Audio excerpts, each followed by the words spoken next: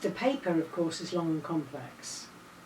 The multidisciplinary teams under joint working, and it's actually a big component of what the National Health Service do. But they have routinely not managed to find properly qualified and trained interpreters to take part in those teams. And input that's coming from the patient, shall we say, it could be the doctor, but let's say it's the patient. The input coming in is in a different language and has to be reassembled in a parallel message, so that is complete and is absolutely not to be messed about with, of which I have seen so much on training films. But if you don't understand how the techniques work, then your interpreting performance will not hold up. I am going to have to remain impartial, make notes, listen carefully, and I am constantly then building in a forward and backward way, building the same message into English so that it makes sense, it's coherent, and it actually represents what the patient wanted us to give the doctor to know. And I have in my research come across all sorts of interesting things that are applicable to National Health Service interpreting services. In essence, but the properly trained interpreters who know how to manage their resources, their intellectual resources, are going inevitably to save time and money and thwarted lives, because they are actually relaying everything that the patient has said, and they are doing that truthfully. Interpreters deploy all the resources that they have been trained in and that they have experience in, and that they are serving the needs of the client that they represent impartially. The friends and family situation has actually come about because they can't find enough professionally trained interpreters to carry the weight of the burden of work. But friends and family actually do have the most, if not, yes, they are paramount.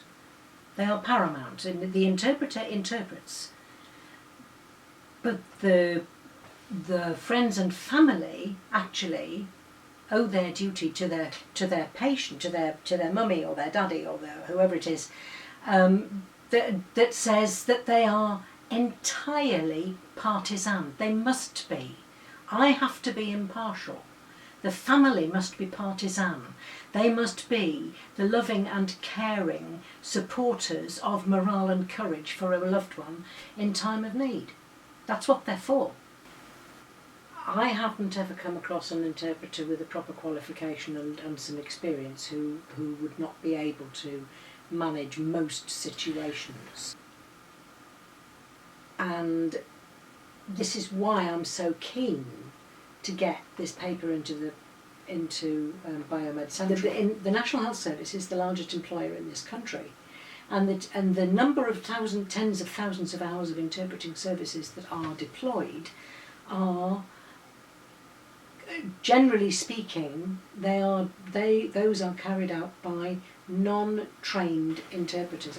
I don't believe that there has ever been a paper like this published outside the circle of applied linguistics. That is to say, the faculties of social sciences where applied linguistics is taught. I've always been a freelance all my life because that helps me to remain independent and impartial.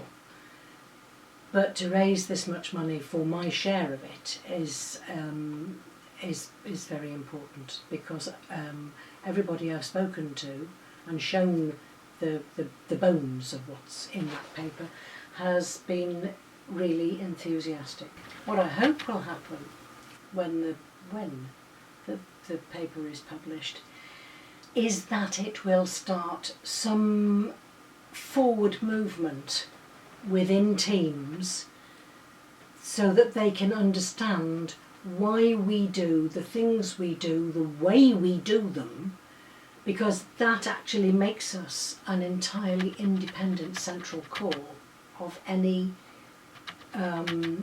multidisciplinary team in action. I personally think that this is a groundbreaking moment in the very short history of professionalisation of interpreters. When I started, there was no interpreter training schools. Nobody knew how to do it. Nobody knew what to do with us, or how to pay for it, or how to think about it, or anything. And that was 1983.